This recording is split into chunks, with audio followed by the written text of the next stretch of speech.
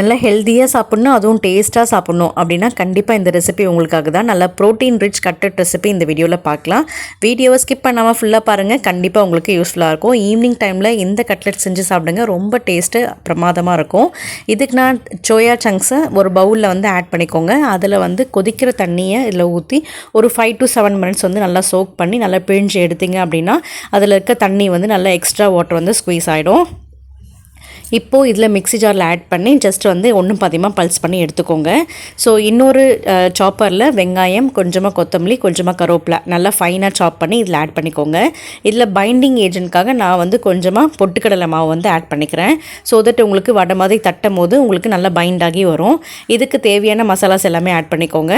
மிளகாய்த்தூள், கரம் மசாலா, தனியாத்தூள், சீரகத்தூள், உப்பு, இது மட்டும்தான் மசாலாஸ். இது எல்லாமே ஆட் பண்ணி நல்லா ஒரு சேர நல்லா பிசைஞ்சு விட்டுக்கோங்க. உங்களுக்கு அதில் தண்ணியாக லைட்டாக இருக்க மாதிரி இருந்துச்சுன்னா நீங்கள் இன்னும் கொஞ்சம் பொட்டுக்கடலை மாவை ஆட் பண்ணிக்கோங்க. ஸோ நீங்கள் இதில் எக்ஸ்ட்ரா வாட்டர் எதுவுமே ஆட் பண்ண வேண்டாம். நல்லா இந்த மாதிரி நல்லா பிசைஞ்சிட்டு உப்பு நீங்கள் செக் பண்ணிக்கோங்க. கூட உப்பு கம்மியாக இருந்துச்சுன்னா ஆட் பண்ணிக்கோங்க. உப்பு சப்போஸ் அதிகமாகிடுச்சு அப்படின்னா இன்னும் கொஞ்சம் நீங்கள் பொட்டுக்கடலை மாவு லைட்டாக ஆட் பண்ணிக்கலாம். இப்போது தவாவில் ஷாலோ ஃப்ரை வந்து பண்ணி எடுக்க போகிறோம். லைட்டாக ஆயில் ஸ்ப்ரே பண்ணிவிட்டு இந்த மாதிரி டபுள் சைட் ரோஸ்ட் பண்ணி எடுத்தீங்க அப்படின்னா சூப்பர் ஹெல்த்தியான சோயா கட்லெட் ரெடி.